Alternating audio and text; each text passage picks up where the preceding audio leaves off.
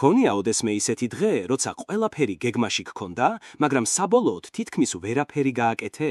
იცნობ იმ შეგრძნებას, როცა სამუშაო დაგროვილია, მაგრამ დაღლილობაც და უკიდურესი გადავადების სურვილიც ერთდროულად გტეხს. თუ კი, ეს ვიდეო შენთვისაა. დღეს ვისაუბრებთ ერთ შესანიშნავ წიგნზე, რომელიც დაეხმარება ყველას, ვინც გადადებას ებძვის და სურს რეალურად აწარმოოს პროდუქტიული და მნიშვნელოვნებით სავსე ცხოვრება. ეს არის Do It Today, ავტორ დარიუს ფოროუქსისგან. წიგნი, რომელიც გასწავლით, როგორ გადალახო შინაგანი წინააღმდეგობები, მართო დრო გონივრულად და ყოველდღე წინ წახვიდე. ვიდეოში ერთად განვიხილავთ წიგნის მთავარ მესიჯებს, პრაქტიკულ რჩევებს და იმ გონივრულ სტრატეგიებს, რომლებიც ყოველდღიურ ცხოვრებას რეალურად ცვლიან. თუ მზად ხარ, რომ შეწყვიტო გადავადება და დაიწყო მოქმედება, დარჩი ვიდეოზე ბოლომდე. მშვიდობით, გადადებულო საქმეებო. გქონია ოდესმე დიდი პროექტი ან მნიშვნელოვანი ამოცანა, რომელიც კარგად იცი რომ უნდა გააკეთო, მაგრამ მის დაწყების მაგივრად ტელევიზორს უყურებდი, ან უბრალოდ სოციალურ ქსელებში დაფასებული ჩაჯექი? აი ეს არის გადადება. უნარი რომ გადადო აუცილებელი საქმეები და მის ნაცვლად დრო უფრო სასიამოვნო და მარტივ აქტივობებში გაატარო. ხშირად გგონია რომ რაღაც ხვალ შეიძლება გავაკეთოთ, მაგრამ როცა ხვალ დგება, იმავე ამოცანას ისევ ზეგ ვუცდით და ეს წრეზე ტრიალი უსასრულოდ გრძელდება. გადადება ადვილ საქმეებს ართულებს, ხოლო რთულებს თითქმის შეუძლებელს ხდის. გადადების გარდა, სხვა არაპროდუქტიული ჩვევებიც ჩუმად შემოდიან ჩვენს ცხოვრებაში და ისე გვემაგრებიან, რომ ვერც კი ვამჩნევთ. ისინი გვიშლიან კონცენტრირებას და გვიშლიან ხელს, რომ ყურადღება მივაქციოთ რეალურად მნიშვნელოვან და რთულ ამოცანებს. ეს ჩვევები თითქმის შეუმჩნევლად გვიბრუნდებიან რუტინად, მაგრამ ნუ ხელავ, მათგან გათავისუფლება შესაძლებელია და შესაძლებელია უკეთესი არჩევანების გაკეთებაც. ამ შეჯამებაში გავივლით ხერხებს, როგორ დავძლიოთ გადადების ჩვივა, როგორ გავაფართოვოთ ჩვენი კომფორტის ზონა და როგორ დავამსხვრიოთ არაპროდუქტიული ჩვევები, ყველაფერი იმისთვის, რომ შევქმნათ ისეთი გარემო, რომელიც მუშაობაში დაგვეხმარება. მზად ხარ? დავიწყოთ მცირედი ცვლილებით და იქიდან ავაშენოთ ყველაფერი. შესაძლებლობები უსასრულოა. წავედით! იყავი შენი ცხოვრების მფლობელი. როდესაც რომელიმე საქმეს გადადებ, იმიტომ რომ კარგად ვერ წარიმართა, ან გგონია რომ აზრი არ აქვს, ხშირად ცდილობ მოიფიქრო მისაღები მიზეზი. ეს მიზეზი თითქოს გიმსუბუქებს გულს. თითქოს ამით ამოცანის მიუმთავრებლობაც აღარ არის შენი ბრალი. მაგრამ ასეთი თავშესაქცევი გამართლებები, რაც არ უნდა დამამშვიდებელი იყოს იმ მომენტში, საბოლოო ჯამში არც პირად ცხოვრებაში გეხმარება და არც კარიერაში. წარმოიდგინე სტუდენტი, რომელიც ხელოვნურ ინტელექტს ეყრდნობა იმისთვის, რომ დავალებები სწრაფად და ადვილად დაასრულოს. ის აკოვნებს, იმიტომ რომ ფიქრობს, ყველაფერი ბოლოს კარგად იქნება.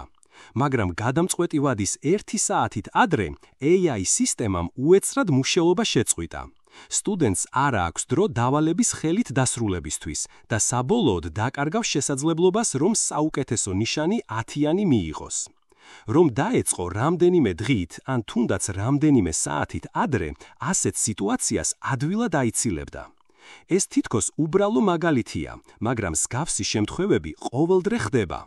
და როცა გროვდება, შეიძლება სერიოზულად შეგიშალოს ხელი. შეეშვი გადამწყვეტი პროექტების გადადებას მხოლოდ იმიტომ, რომ ახლა გინდა გაერთო.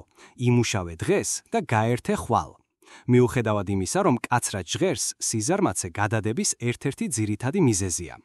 როცა სიზარმაცე შემოგეპარება, ხოლმე ეუბნები საკუთარ თავს.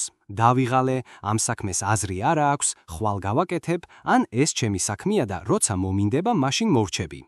ეს ფრაზები ზედაპირზე თითქოს ლოგიკურად ჟღერს, მაგრამ სანამ გადაწყვეტ, გაიაზრე შედეგები. თუ ახლა დამატებით 1 ან 2 საათი იმუშავებ და ეს ხვალ უფრო მეტ თავისუფალ დროს გაჩუქებს, რატომაც არა. მაგრამ თუ ამოცანა ისე გამოგაცლის ენერგიას, რომ უკვე თავს უძლურად გრძნობ, ნუ შეეწინააღმდეგები თავს, მხოლოდ იმის გამო, რომ პროდუქტიული უნდა იყო. ჩაისუნთქე, დაისვენე და მერე დაბრუნდი საქმესთან. პროდუქტიულობა არ ნიშნავს საკუთარი თავის გადამეტებულ დატვირთვას. არ არსებობს ერთნაირი წესი ყველა სიტუაციისთვის, მაგრამ მნიშვნელოვანია, რომ საკუთარ თავთან იყო გულწრფელი და ყოველი მომენტის მიუხედავად მიიღოს საუკეთესო გადაწყვეტილება. ვერ გაექცევი ხვალის პასუხისგებლობას, თუ დღეს თავს არიდებ. აბრაჰამ ლინკოლნი. დაუპირისპირდი გადადებას. შექმენი პროდუქტიულობის სერია. გადადების ჩვევა ისეთივე ძველია, როგორც თვითონ ისტორია.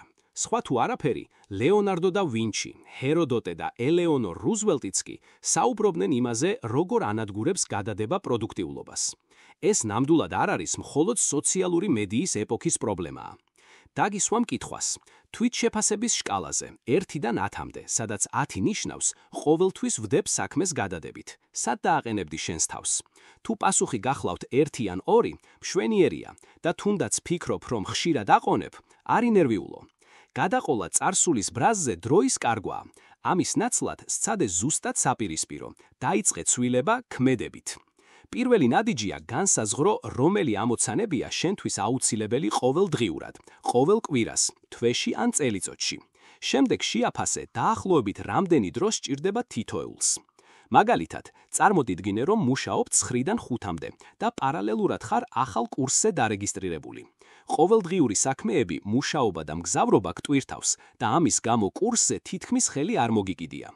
მიხვდი, რამდენი საათი გჭირდება კურსის დასამთავრებლად და როდის გინდა მისი დასრულება. თუ კურსი 40 საათიანია და გინდა 2 თვეში მოასწრო, კვირაში დაახლოებით 8 საათი უნდა დაუთმო. შემდეგ გადახედე შენს ყოველდღიურ ჩვევებს, რისი ჩანაცვლება შეგიძლია.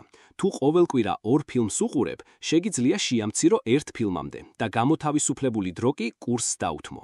ბოლოს დაიწყე დღიურის წარმოება. ჩაიწერე, როგორ ატარებ თითოეულ დღესა და კვირას. ეს დაგეხმარება დაინახო, სად გაქვს დროის ყველაზე დიდი დანაკარგი და როგორ მიდის შენი პროგრესი. დღიურის წერა ფიქრს ახარისხებს და გეხმარება სწორ პრიორიტეტებში. და რაც მთავარია, ნუ გაგიჩნდება ბრაზი საკუთარ თავზე თუ მიზნებს სრულად ვერ მიაღწიე. არ არის რეალისტური, რომ შენი პროდუქტიულობა 1 დღეში 0-დან 100-ზე აიწიოს.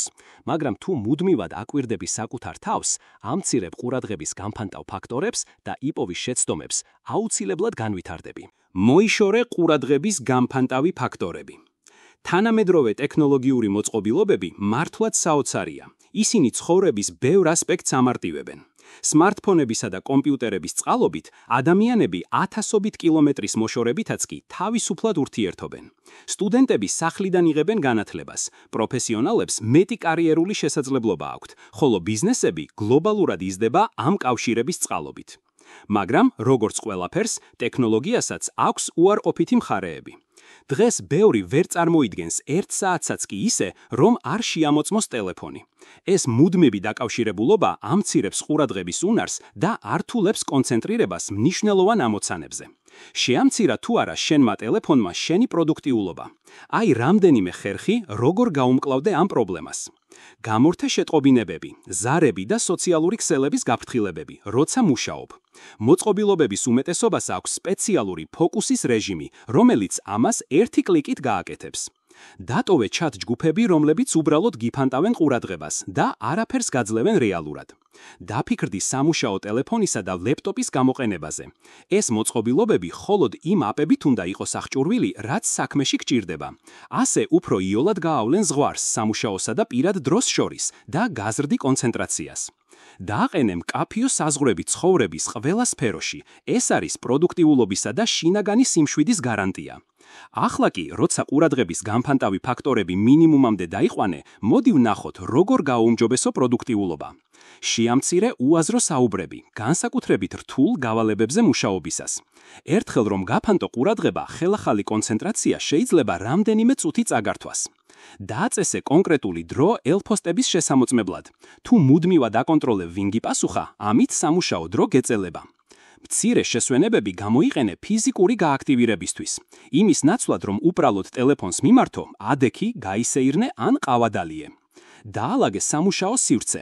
მოუწესრიგებელი მაგი და გონებაშიც ქაოს ქმნის და შედეგიანობას ამცირებს. ერთდროულად ერთი საქმე გააგედე. მულტიტასკინგი ბევრისთვის მითი აღმოჩნდა, ის უფრო აფერხებს, ვიდრე გეხმარება. იცოდი, ჟურნალ Times-ის გამოკითხვით მსოფლიო მოსახლეობის 84%-მა თქვა, რომ ტელეფონის გარეშე ვერც ერთ დღეს ვერ ძლებს. იცოდე, როდის უნდა შეისვენო. რას აკეთებ მაშინ, როცა თავს გადაღლილად გრძნობ, მაგრამ საქმე ჯერ კიდევ ბევრია. ზოგი ცდილობს მუშაობა არ შეწყვიტოს იმ იმედით, რომ ყველაფერს დაასრულებს და მერე დაისვენებს. მაგრამ ეს მიდგომა ხშირად პირიქით მუშაობს, პროდუქტიულობა იკლებს და საქმე სრულყოფილად აღარ კეთდება. ყველას აქვს პროდუქტიულობის ზღვარი. როცა გადაცდები, ვეღარ დებ საქმეში სრულ ენერგიას. ამ დროს უმჯობესია შეისვენო. ეს შეიძლება იყოს რამდენიმე წუთი ან რამდენიმე კვირაც კი, სიტუაციის მიხედვით. შესვენებები გეხმარება უკან დაიხიო და შენ საქმეს ობიექტურად შეხედო. ასე უფრო ადვილად შეამჩნევ შეცდომებს, რომელთა დანახვაც მუშაობის დროს ძნელია. და ხშირად გიჩნდება ახალი იდეები, რომლებიც საქმის გაუმჯობესებაში გეხმარება. იზრუნე საკუთარ ცხოვრებაზე, დააკვირდი, რა მუშაობს კარგად და რა საჭიროებს გაუმჯობესებას. აი მარტივი სახელმძღვანელო, როგორ ივარჯიშო შესვენებებით. გამოიყენე პროდუქტიულობის აპები ან მაღვიძარები, რომ დააყენო რეგულარული შესვენებები. თითოეულ სამუშაო ინტერვალს შორის შეასრულე ერთი ძირითადი ამოცანა. არ გამოტოვო შესვენებები, ისინი შენს გონებასა და სხეულს ჭირდება. შესვენებისას მოერიდე ელფოსტისა და სოციალური ქსელების გახსნას. ხშირად გითხრებს და დრო უსარგებლოდ გეფანტება. თუ გრძელვადიან შესვენებას იღებ, მაგალით რამდენიმე დღით ან კვირით, შეისვენე ხელოვნებასთან, ბუნებასთან ან ახალი ჰობით. არ იცი, რამდენი შესვენება უნდა კონდეს დღის განმავლობაში? პომოდოროს ტექნიკა შეგიძლიათ სცადო. ეს მეთოდი 1980-იან წლებში იტალიელმა პროდუქტიულობის სპეციალისტმა ფრანჩესკო ჩირილომ შეიმუშავა. მეთოდის არსია ასეთი. სამუშაო დაყავი 25 წუთიან ბლოკებად, ამ ბლოკს ეწოდება პომოდორო. ყოველი პომოდოროს შემდეგ აიღე 5 წუთიანი შესვენება, ხოლო 4 პომოდოროს შემდეგ 20-30 წუთიანი გრძელი შესვენება. აპლიკაციების სტორებში უამრავი პომოდორო აპია. მათი დახმარებით შეგიძლია ავტომატურად დაგეგმოს სამუშაო და შესვენების დრო, ისე რომ არ მოგიწიოს ამის ხელით კონტროლი. ბედნიერი ცხოვრებისათვის ცოტა წკმარა, ყველაფერი შენშია, შენს ფიქრებში და მიდგომაში. დარიუს ფორუქსი. შეეგუეთ ცხოვრებისეულ გაურკვევლობას. ადამიანების უმრავლესობას სურს წარმატებას მიაღწიოს ხანგრძლივ კარიერაში. და არაფერია ცუდი იმაში, რომ გსურდეთ იყოთ საუკეთესო. თუმცა, ამ მწველმა სურვილმა შეიძლება ადვილად გაიძულოთ საკუთარ თავზე ყველაზე ცუდი იფიქროთ, როდესაც საქმე ისე არ მიდის, როგორც თქვენ გინდათ. აუცილებელია ბალანსის პოვნა. ცხოვრება ყოველთვის ზუსტად ისე არ წარიმართება, როგორც წარმოგიდგენიათ. და ეს რეალობა ყველას ეხება, რადგან არავინ იცის ყველაფერი დაზუსტებით. დაიცავით თქვენი ფსიქიკური ჯანმრთელობა და შეეცადეთ იცხოვროთ საუკეთესო ცხოვრებით.